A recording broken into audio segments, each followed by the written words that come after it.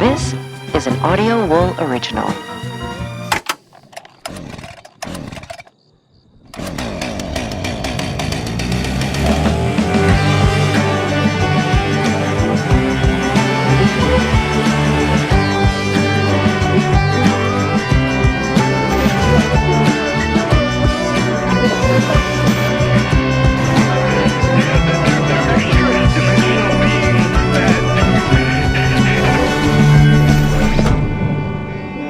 It is Frightday. I'm your host, Byron, and we're broadcasting live and encircled by white in the woods of Montana. Sudden grief can feel like an unbearable weight. Good thing Swiss-American psychiatrist Elizabeth Kubler-Ross developed the 5 stages of grief way back in 1969 in her book On Death and Dying, of which I have an original copy. That doesn't surprise me. Have you ever read it? I've started. Okay. I've started. I've gotten in it. I haven't finished it yet. It's a process. Speaking of processes, we all know the stages. Denial, anger, bargaining, depression, summoning a present to implant a soul of your recently deceased loved one into a new body. That's not. We're going to talk all about it as we review the Philippou's Bring Her Back. Surprise. I'm joined tonight by Kelly. Hello. And Sam can't make it because he's in the shower. And you'll know what that means soon. Speaking of soon, Contact in the Desert. Oh my gosh. So is it like a week and a half? A little less? Yeah. Well, we leave. Yeah, we leave in like a week. Oh my God, I'm so excited. We talked to Ron. Captain Ron, Who is he is a kindred soul, is what he got is. along, you and Captain Ron. Captain Ron's great. He's a great guy, and you'll hear that conversation really soon. But yeah, it got us really stoked for this event. Yeah, and I think just surprised even Sam when I talked to him a little bit after the interview. I think we all expected Captain Ron to be a little bit more of like a full walrus believer. Sure. And he was More very like this guy over here. I mean, Well, he's a little bit more than me. he seems open to ideas, but definitely interested in exploring without falling hook, line, and sinker for everything. Well, he's a captain. And also just really nice. I think it's hard to walk that line with all these different ideas and different practitioners and people who have spent their lives researching these things, and to make them feel respected and heard without, catering to a BS buying into all of the things that they're saying. Well, it's a difficult thing to do. Yeah, especially since like within the community of high strangeness, there's a lot of theories and they clash. They do. And Ron and I touched on this a little bit, I think, but just even the political nature of, there are people who have very strong political opinions in one way and people who have very strong political opinions in the other that all live within this ufology the community is like kind of, it goes both ways now. It really does. Thanks a lot, COVID-19. But I do think, Ron and I talked about just the common thread of being curious and that's why kind and interested. And so I am so excited to go hang out with all these folks. Tickets still available. Contactinthedesert.com. Use the promo code FRIGHT10 to get 10% off. You get 10% off the day passes or multi-day passes. Are multi-day passes still available? I believe so, yeah. I think they are. So check that out. Our schedule's looking crazy, but I'm still going to be in the pool. Number of things going on at this conference, it is wild. I have been playing crazy Tetris, trying to fit in all of the things that I want to be able to do, and also slightly sad that I don't do drugs because it would be easier to fit everything in. Let's do drugs. Is it Indian Wells? Is that right? Yeah, Indian Wells, Palm Springs, same kind of area. Yeah, it all blends together in my head. Investigating that fertility clinic bombing that just happened. Yeah, pretty crazy stuff. Yeah. Speaking of crazy, would be us having this phone line, which has been kind of a blessing. We got some wild calls, and I can't wait to air them with you. We're on a tight schedule because we're doing something that we've never done before. We literally just left. Well, we've done that a couple times. We did that with that movie about the I Hate My Weak Son, the one with Kurt Russell's son, the pool one. Oh, yes. Yes, Yeah, sorry. Yeah, it's been a while since we've done one of these, though, where we bounce right from the theater right into this. into Yeah, here, I like but that one better than you guys did. It's a live show. Phone lines are not open tonight. Sorry, folks. 1-833-FRIGHT-9, 1-833-374-4489. Give us a call. Kelly, I got a call, and well, I'll just play it. Oh, God. I'm just calling to say that Kelly is fucking hot, and more people need to make her aware of her hotness. That is all. Also, my deep dark secret is I low-key murder people. Okay, bye. So was that my friend?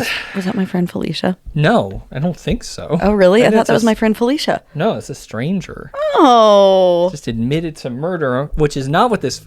I mean, it might be, but most certainly is not for calling and telling Kelly that she's hot. I mean, confessing to murder will take, though. It was very nice. That was a very nice thing. Especially because Byron was just telling me I looked huge right before I didn't say you look huge.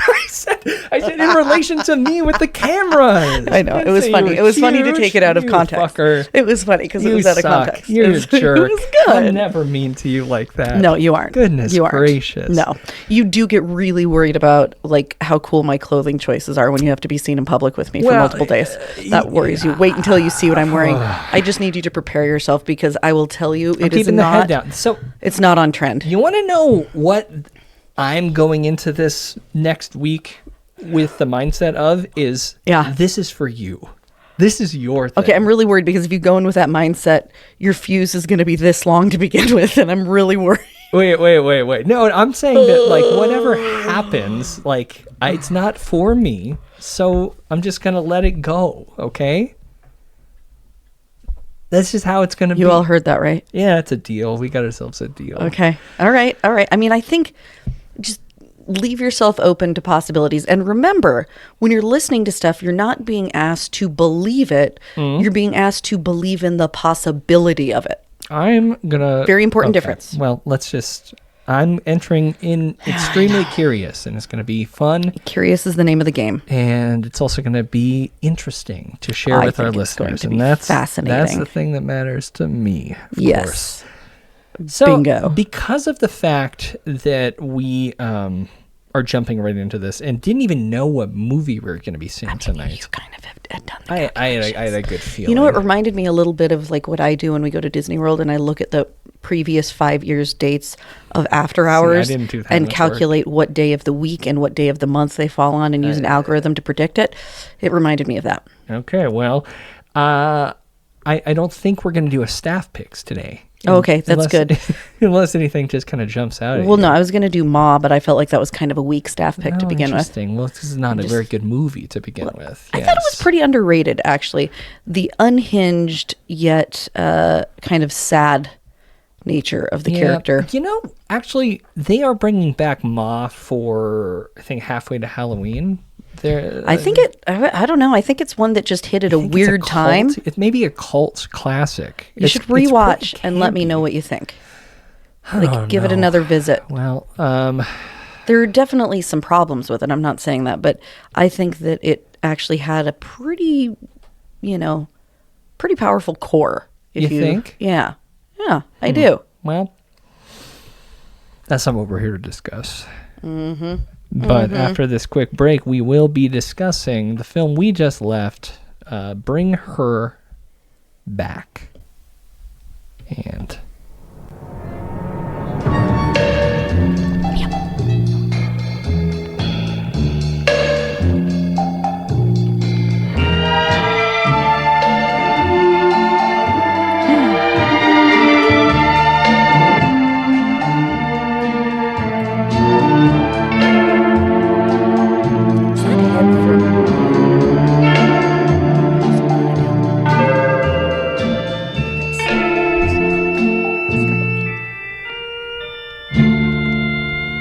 We hope you're enjoying your visit here this evening. Now, on with the show. Bring her back. Kelly, stop talking through that. I mean, everybody's heard that before, talking over it it's a little bit. It's a transition. Yeah, but it's like a do you think, 30-second transition. At the local news, do you think people are like, they've heard that before? They actually... so like Jill Valley, our local newscaster, just talking. If you listen to NPR, like they do on their podcast. I don't believe that for a damn second. They do. I don't believe it. Well, that's okay, because our listeners who do listen Bring to her NPR back. It's an Australian horror film directed by Danny and Michael Philippou. Written by Danny Philippou and a guy named Bill Hinsman, which I've never heard of him. Kelly did a little digging, and apparently may or may not be a real guy. I don't think he is. A brother and sister witness a terrifying ritual at the secluded home of their new foster mother.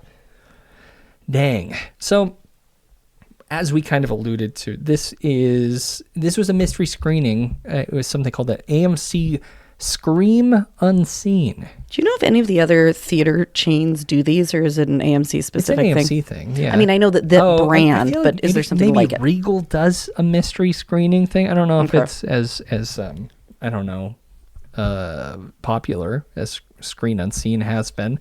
I've been doing a lot of these. I've been watching a lot of movies in general. I went to the theater, saw the premiere, the opening night of Final Destination, which was a damn hoot, actually. You really were excited about that. I just enjoyed it. Thought it was pretty good. That's good. What was the other one I saw? Do you remember? No. Damn it. Most certainly not. Either way. Never before seen movie. That's what Screen Unseen. And if it's a horror film, it's a Scream Unseen. Yep. And all they share before the movie starts, like on your app, is the MPAA rating and the runtime. You know what else it reminds me of? Those weird websites like Priceline where you can try and buy a hotel. Oh, sure. You're like, and I just want a 4-star. But you narrow it down like by looking at the list and saying, okay, these are roughly the ratings and how many stars they're given. And then you can kind of correlate to guess which one you're going to get. Yeah, I do that all the time. Really? Save like $20 or like 80 sometimes. Really? What are you doing? Getting 5-star hotels? I mean, what would be 80 to begin with? I mean, I guess 120 standard, right? Like, I don't know where you're traveling. Where $120 is standard for a hotel room. How much are you paying for a hotel room? I mean, like for anything that isn't like a 2-star, Motel 6. I don't know. We're going to Salem, and for like a Wednesday and Thursday night in Salem, $200 was by far the cheapest we could find. Wow. $200 a night. Wow. So, okay. Yeah, I want to go where you're going, where hotels are $120. Well, I mean, I go to weird places like, I don't know, rural Oregon or Oklahoma. And, I mean, Oklahoma, I'll skip. No offense, friends. It's a pretty cool place. There's a lot of tornadoes going on right now. It's fine. Everything's good. I was checking in with the pals today. Everyone's fine. Yeah? Everybody's all right? I think so. They were when I checked in. Did they have a tornado, shelter? No. They don't have like an underground no, it's Wizard of Oz place to go? Not even nowhere close to that. Danny and Michael Philippou introduced this film. Wish I would have missed that part. Well, we all know from the their feature premiere was a film called Talk to Me back in 2023, which I believe debuted at Sundance, and it was purchased at Sundance, and of course, I mean, I don't know what we said. I should have re-listened to our episode about Talk to Me. I know that I expressed my concerns about their YouTuber past because they had a Hype House style vlog situation, kind of like the Paul brothers or any of those daily vlogger types, a David Dobrik almost. But yeah, the thing that set them apart was that they would include special effects in a lot of their videos. Which makes sense because that translates to what they have done now with the breakout horror film Talk to Me or, I don't know, this film, and that's it, I guess. Those are the things they've done. I mean, yes. It's clearly hereditary for Gen Z. I think that's pretty safe to say. You know what's weird about it for me, though? Like, a lot of the power of this movie, the emotional power of it lies in... the pain of a mother losing her child. Maybe that's, I mean, I was going to say maybe that's more you, but yeah, that is clearly a strong plot point. But that's what's driving everything here. And For me, it was the brother losing the favor of his sister. Yeah. So maybe there's different layers. Yeah. That affect differently. Well, and listening to the guys, anything they have said about it, which I get, it's pretty light, but yeah, I know they've done some interviews. Their inspiration was mother losing their child, and I just it's really hard to believe, especially even the way that they talk about that in an interview, that this script could have come out of those men. Like, the special effects, I can believe. And honestly, like... Now, why do you say that, though? Because I think the effects were really skillful, and that seems in line with both the things you've said about them and the impression that I get in... Well, but we saw their last movie, right? Well, and I guess I would say the same thing about the last one. The last one was at least very teen-centered, you know? And so it was navigating... what I would imagine is a more familiar realm for them based on their YouTube background. Yeah. This just felt so outside their zone of understanding, and yet was so skillfully conveyed. It feels like there's a piece of the puzzle that I'm missing. You know, I hear you, and I know that I've also been critical of them and their kind of douchey exterior, but clearly there's something going on in their heads, like, or there's something else going on with this Bill Hinsman character that nobody knows who he is, that's actually co-written all of the movies. Sure, I think that's interesting. And literally when they're asked about it, they make jokes about him. Like, I don't know what the deal is, but like when the brothers were asked about this topic and there was some horrible thing that happened to one of their cousins, they watched one of their cousins lose their 2-year-old child in a hospital. Like, and the way they tell that story is even like the interview, their quotes are written like they were quotes that came from like a 13-year-old boy. And the phrase was, it's really fun to explore stuff like that with horror. I'm like, like it doesn't match up with what the tone of this movie is. So that was really, really weird.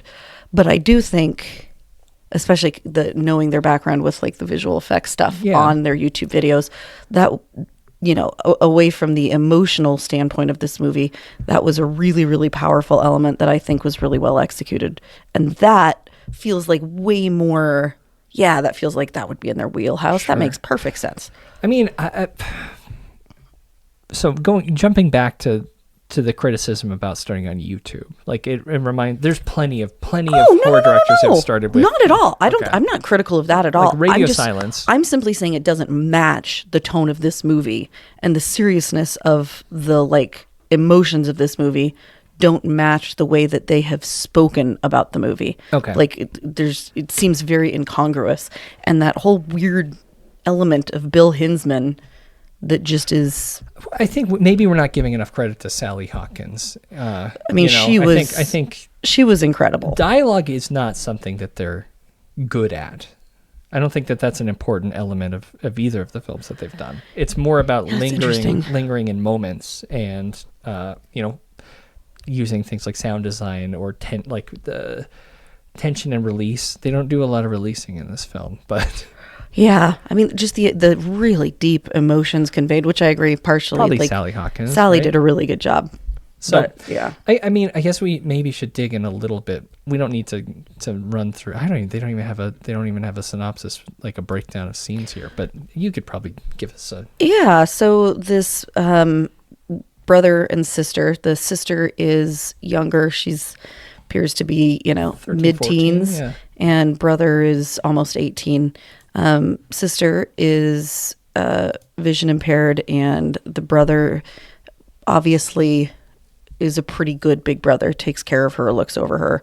And we kind of open with a scene of her standing at a bus stop and getting unknowingly snubbed by some girls that are not being very kind. Bullied light. Yeah. And then as she's walking away, like it turns into like full-blown mean.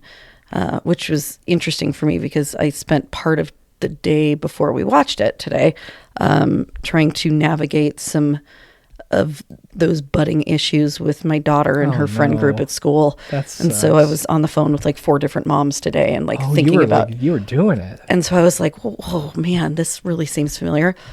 But immediately, like the relationship between the brother and the sister is pretty apparently strong. They go home and really quickly we get into a scene where the father has fallen in the shower, their father. Yeah, and he had locked the bathroom door. Yeah. So. Well, and it appeared that he must have been drinking. Yeah, it's hard to say because he had, I think, vomited, aspirated at some point. Yeah, there's tons of puke everywhere. Maybe he slipped and hit his head and then maybe vomited and aspirated on it. But there's also kind of a theme of maybe potential substance abuse or drug use. Yeah. And abuse. Yeah. And I don't know. It was, but even that was like really well executed and very subtle. They show and don't tell. Yeah. It was very subtle. And again, that just doesn't seem. These guys are visual like filmmakers. I think. Doesn't match. This is interesting. Doesn't match. I'm not saying they couldn't make a good horror movie. I'm saying maybe this if we doesn't keep implying seem like that they didn't do the their good work, horror movie. They'll talk to us. They'll come on our show. We'll start some sort of beef. Byron doesn't want me to say this, but I am really beginning to believe with the level of AI that we have access to just as like normies in the world, that it is totally feasible that this was actually written by AI. Because my experience with AI thus far is that it sucks at like getting data correct, but what it's really, really good at is conveying a tone. Like if I say, I need to write an email including this information with this tone, it fucking knocks it out of the park. It's like perfect. And that kind of seems like what this movie is. Like this movie doesn't have anything that was written. It's all in how it's shot and how it's shown. Yeah, but my point is, I think that AI would tell you how to shoot a scene. A script. I mean, a script is going to have, depending on how well written the screenplay is, it's going to have like really good directions for that. I just think, to me, I don't know, it's a little bit like my UFO stuff. It seems like the most reasonable, logical answer, given the depth of emotion involved in this movie. I have to say it's unreasonable because you don't know these people, and you're. Yeah. Maybe they are very different from every public image they put out. That is always possible. Well, there's a big difference between talking in an interview and making a movie. A lot of people are good enough at making films they don't even talk to people. Like I don't interview well, and I'm. But it's not about. I don't think they interview poorly. No, but if someone asked me anything about our podcast, I would be terrible at describing it. But I'm really good at making a podcast. But it's not about them not being able to describe it. We can't say, it's the way that I can say it, and I'm going to say it. It's the way they describe it doesn't match the tone of the movie, the way they discuss it, and their like presence. Do you think it's fair though? I think it's totally fair to put that out there as a theory when they have obviously already made jokes about the co-writer of all of their movies not like being real. I just don't see how that well, that's okay because it's my opinion and not yours, so that's totally cool. It just doesn't make any sense. I mean, that's okay if it doesn't to you. That's all right. If you had evidence, it would make sense. I think that what I just talked through is more than enough for a theory, and I'm not trying to give you evidence. I'm giving my opinion and theory on a movie, which is what we do. Yeah. Well, okay. Well, let's talk about the movie then. So, like I was saying, they have this really close relationship. The father dies, and there is a threat that they're going to get split up.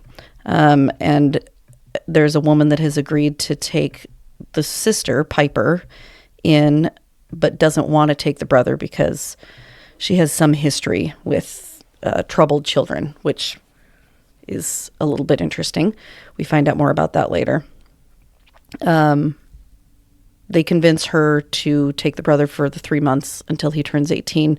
And the siblings hope that when the brother Andy turns 18, he'll be able to get guardianship of the sister and they'll be able to get their own place. But they realize very immediately that this woman is very strange and clearly doesn't like Andy very much, even from the beginning, in subtle ways that are, I mean, not terribly subtle. Like calling him by the wrong name, not being really prepared for his arrival as much as Laura, or as Piper, pardon me. Yeah. And I think it really makes it feel like, oh, well, maybe she's just odd and awkward. But the further it goes, you realize she actually has a really long history of working with troubled kids because she was a social worker for 20 years, you find out. Well, and she lost her daughter, too. So there's two reasons, really. Yeah, but I mean, especially working with kids who have been through difficult stuff. Like, this is what she spent her career doing. Yeah. And so if she's doing things that awkward, it's not happening accidentally. It's all very intentionally. And that comes into frame more and more as the movie goes on. And you kind of every 5 minutes that the movie passes, you get more and more insight to, you can take it one of two ways, either just how desperate this woman is or just how evil this woman is. And I think the line that the movie walks and the line that Sally Hawkins' performance walks between those two zones is the most compelling part of the movie for me.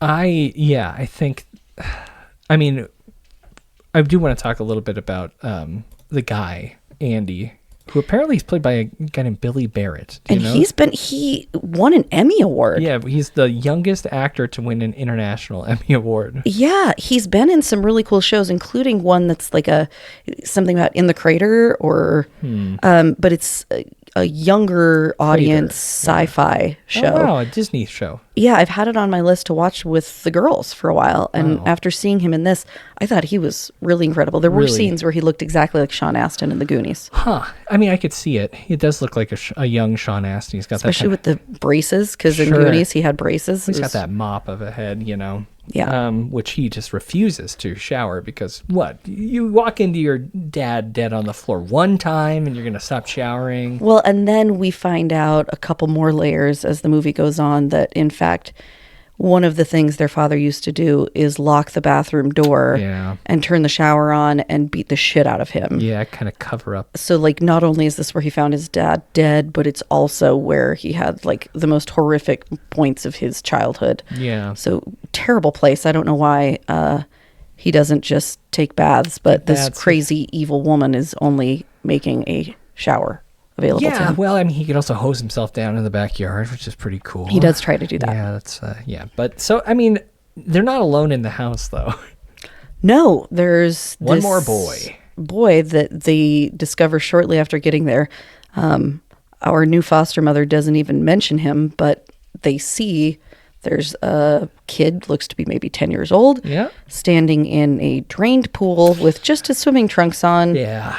Looking as though he's preparing to kill a cat. Well, because you're not supposed to let the cat out. No, you can't let the cat out. Yes, and Andy accidentally let the cat out because she didn't say that until it was too late. Ollie. Great guy. Yeah. Jonah Wren Phillips.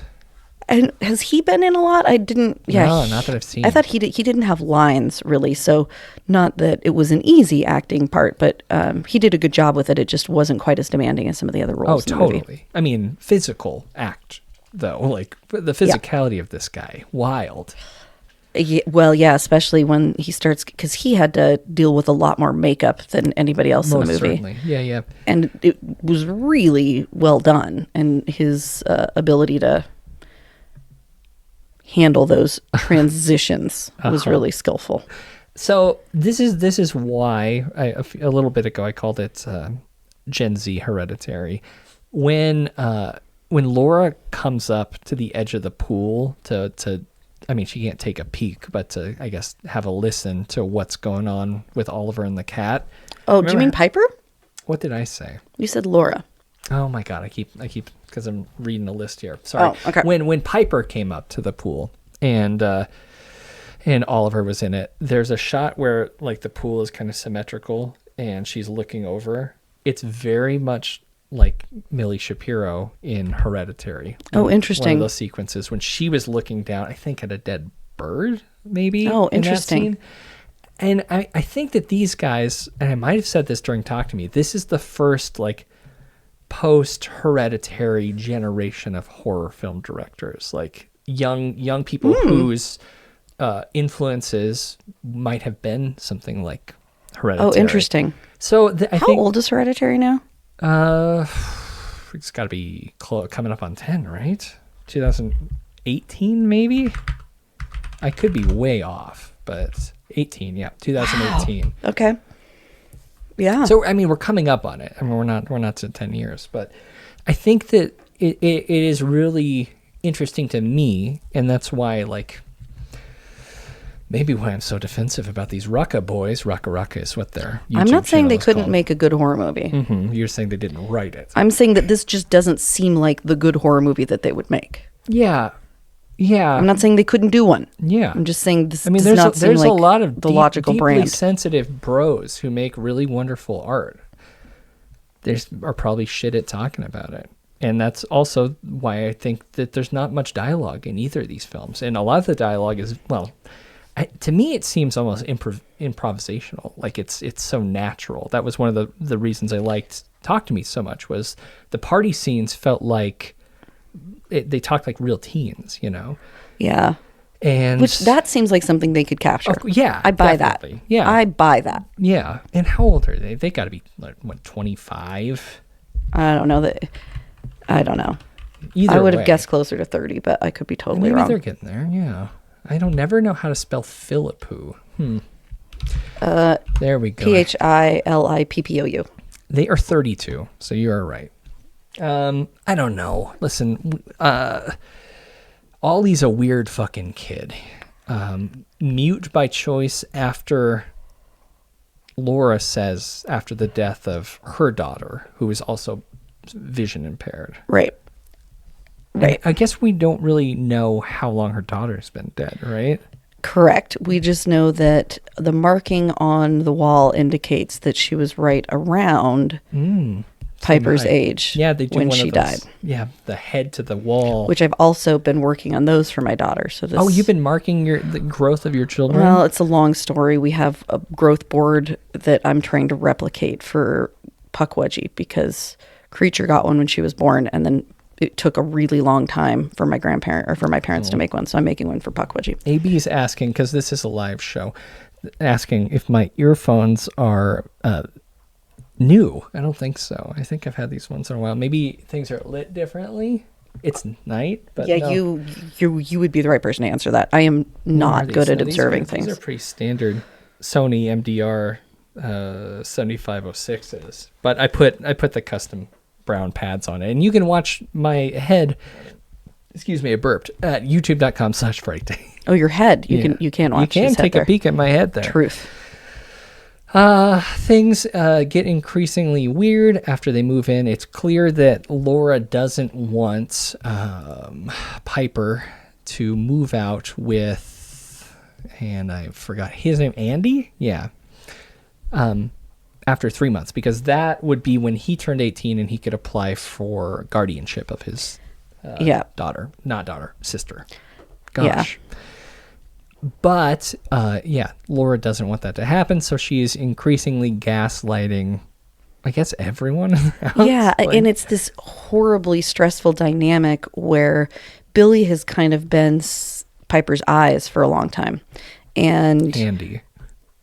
Oh my God! But his name is Billy. That's the actor's name, so we're okay. We're doing. Andy has been Piper's eyes for a very long time, and now that they're with Laura, the new foster mother, she is taking advantage of a wedge between the two of them, knowing that Piper is very dependent upon that role and really trying to fill that role instead, and discredit Andy's ability to fill it for her.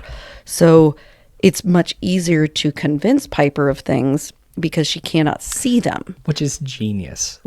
It's so horrifying. I was talking with my friend that came to this movie with us a little bit afterwards, and there's something about we've seen we've seen movies with vision impaired actors. I think we covered one where that lady was in a house and there's a home invasion. Yes. Hush as well, another great example. This is interesting though, because the vision impaired actor in this is truly a vision impaired actor. Cool. I think actually the movie that we covered, remember, with it was like a phone service for blind people to walk them through. I think she was as well. Oh, was she? Yeah. Okay.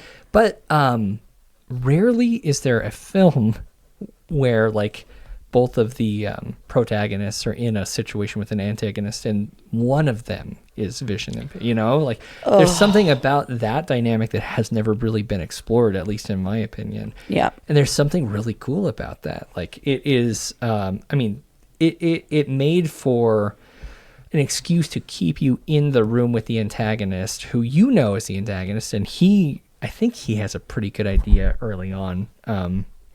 Oh yeah. Maybe it's not like super nailed down, but like there's this tension that is never released. Yeah. Because, you know, Piper can't see.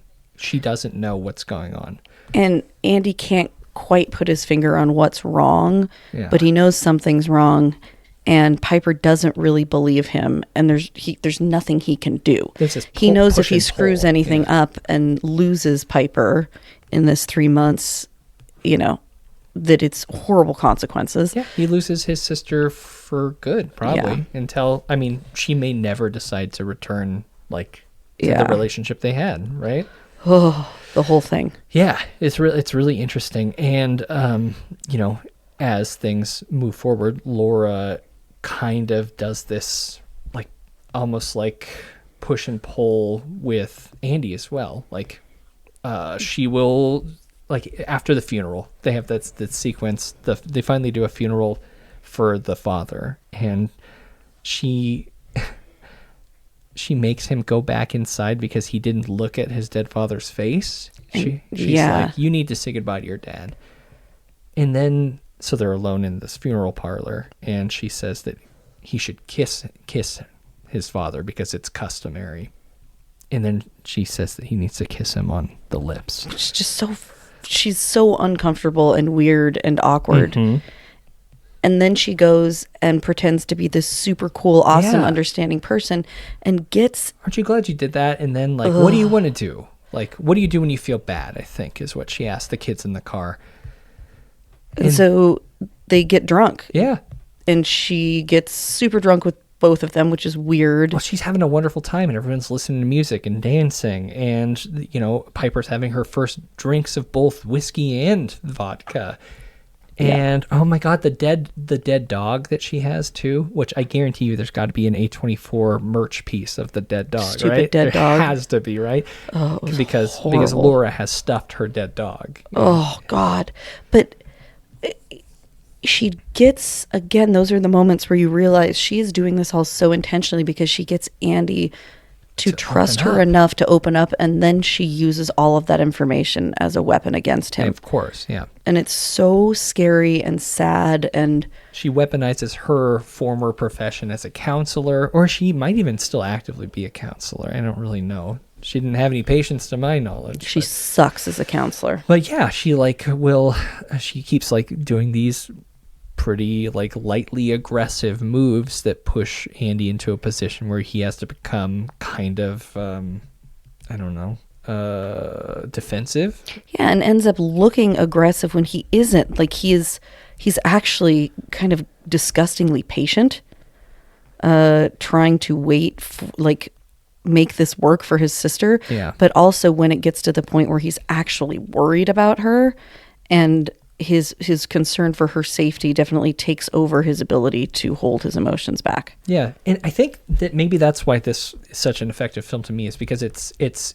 almost equal parts in, you know, so is Hereditary, psychological horror as it is physical horror. Like, oh, the psychological horror for me, like, was way more overwhelming than the physical horror. There were moments of physical horror that were like, oh my God. This is like inside level. This is nearing French New Extremity levels of... It really was. Nightmarish horror.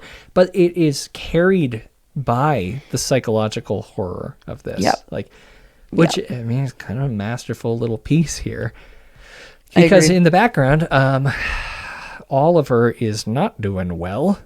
Turns out, and we're not going to get too deep into this concept, but Laura is trying to she's found a way that she thinks will bring her dead daughter back. A very weird necromancy recipe that I don't quite understand. And this was tough for you because, of course, like a lot of this showing and not telling is like, I think, really smart, but they're making something up entirely. This is not like lore of vampires where you can use referential things that you know from, and it's really the only part that I struggled with in the movie, not because they made it up. I think that's cool. Sure.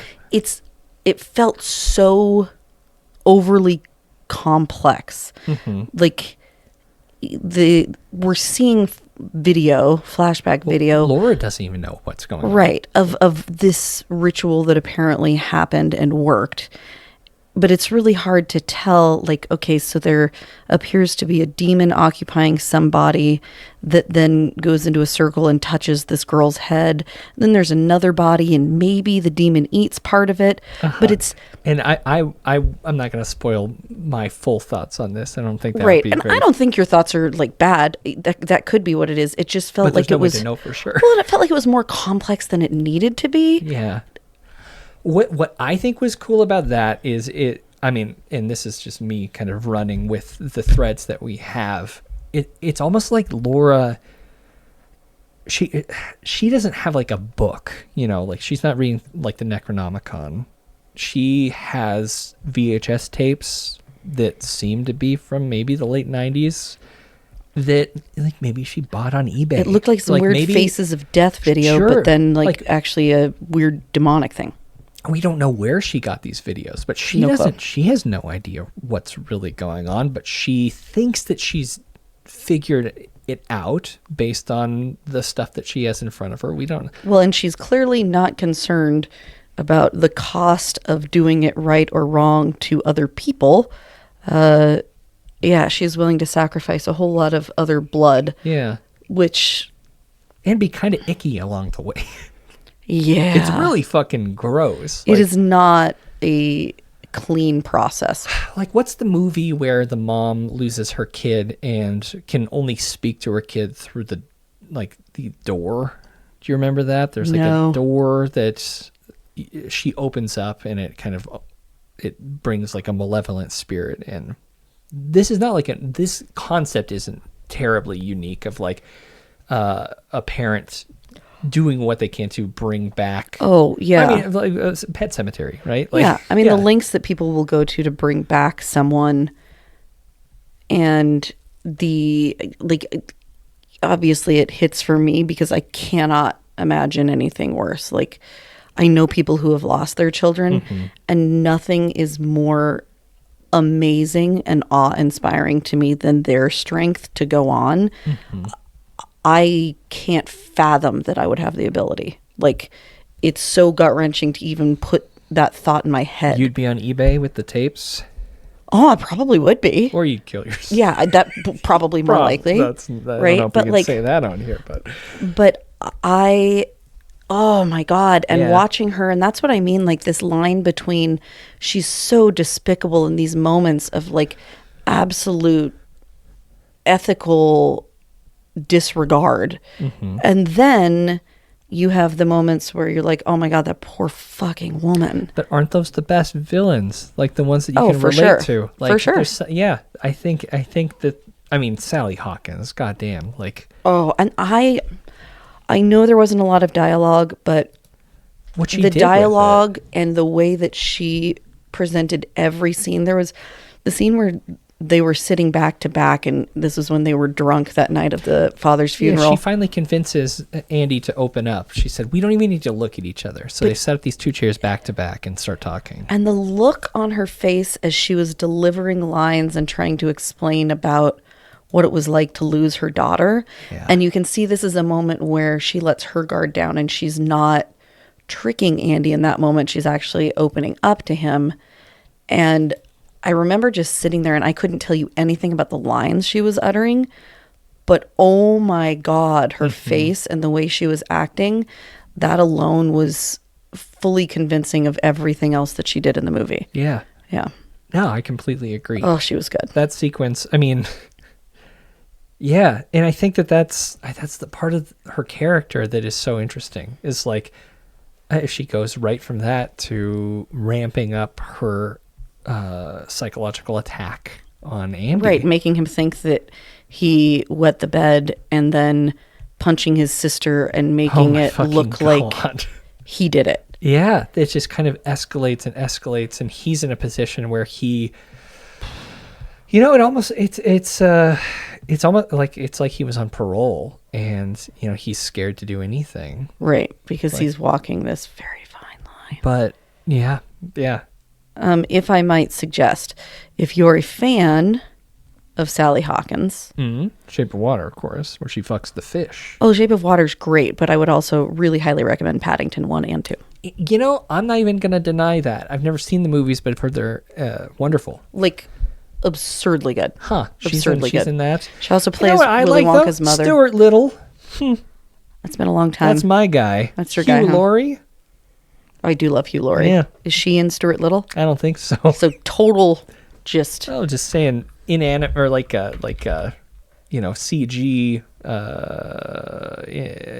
Let me just one's tell a mouse and one's a stuffed bear, right? Paddington was way more impressive CG, just so you know. All right, well. There was no Nathan Lane, but it was still really good. I forgot about that. Stuart Little. It was Gina Davis. Of course it was Davis. You know who played the voice?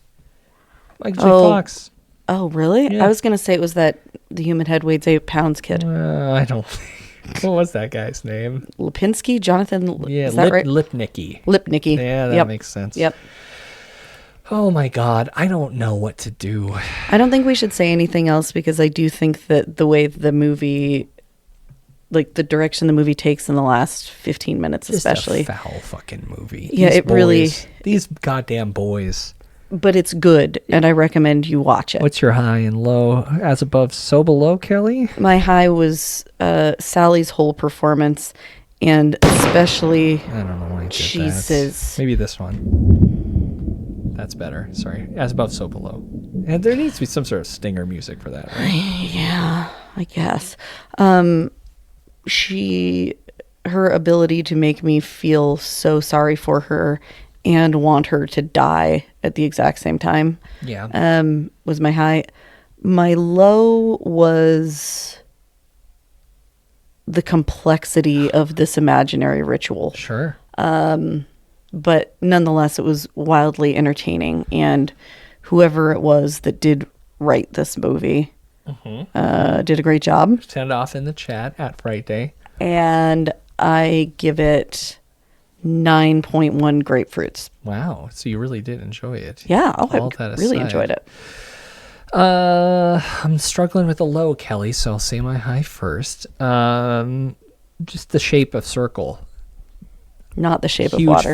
Huge fan of the shape of a circle in this film. I remember you talking about that when we watched the trailer. Yeah, because and I'll admit it, I was wrong. You thought it was going to have way more to do with the circle. No, it had a lot to do with the circle, but that wasn't really all of the film. Like, I was like, oh, clearly, like, this is not that complex.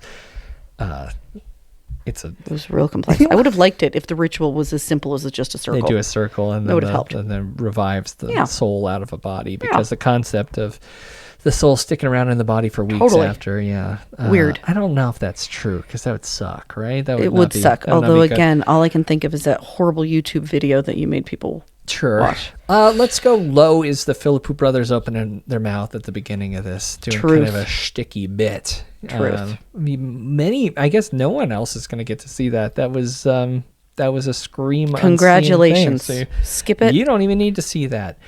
Again, there is tension and there is tension. It takes a lot to make me squirm, and this film did it and then showed me no relief. Oh, just it's just kind of maybe hour 10 of me just kind of tight in the body. Yep.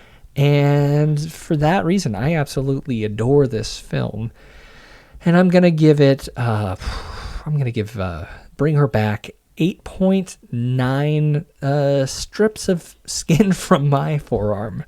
And those are our thoughts on Bring Her Back, which, when is this going to be in theaters? I think it's Friday, right? Is it Friday? It might be Friday. I thought it wasn't until the 30th. I thought we were still Bring Her Back. I don't think it's till next. Oh my God, May 30th. So we got a bit. Yeah, so it's not... I don't know when this is going to post, but... this is posted in 2 days, maybe. Okay. 2 or 3 days. So yeah, it'll be out roughly in a week. Wow. From when you're listening to this. So check it out, and once you have, let us know what you think. Reach out to us on social media at Frightday on Blue Sky and Twitter and Instagram. Contact at frightday.com is our email address. Leave a comment below this episode's show notes at frightday.com, or you could give us a call. What is our number, Kelly? 1-866-FRIGHT-9. 1-833-FRIGHT-9. 1-833-374-4489. Way closer than I thought I was going to be. 9. Leave us a message, and don't just comment about our good looks, okay? It's very kind of you. Oh, right. I still think. Are you sure that wasn't Felicia? It was not Felicia. Really sounded like Felicia. It was not Felicia. All girls aren't Felicia. No, her voice sounded like Felicia. Okay, well, text Felicia. It's not Felicia. Felicia, thank you. It wasn't. I looked at the area code. It wasn't Felicia. Okay, but fine. Well, whoever it was, very kind of you. Great. Byron, I still need to get you links for my buttons. I really need more Charlie. Buttons? Yeah, oh, for my like buttons. over here, like my button. Like the jackass sound. Fuck! Yeah. I need my own buttons. Great. Kelly, I think the next episode we're doing. I don't know, but I'm gonna go. Autopsy. You're going out of town for a I'm gonna go to Salem, and I'm gonna go find the Dover Demon, and I'm gonna go see where Betty and Barney Hill got abducted. Yeah, so you got a lot to do. Maybe we could scrap together your dispatches to me, and I will, kind of piece them together and get my own commentary on it, and that'll be a weird episode, right? Sure. Who knows? Great. All right, well, I'll just listen to your stuff, and then we'll figure it out. We'll go from there. I love it. Until next episode, though, which may be a weird one, I'm Byron. I'm Kelly. Why don't you stay out of the shower? It's a good place to do, but don't stink, okay? Like baths instead. And stay... Or those, big man wipes? Scared.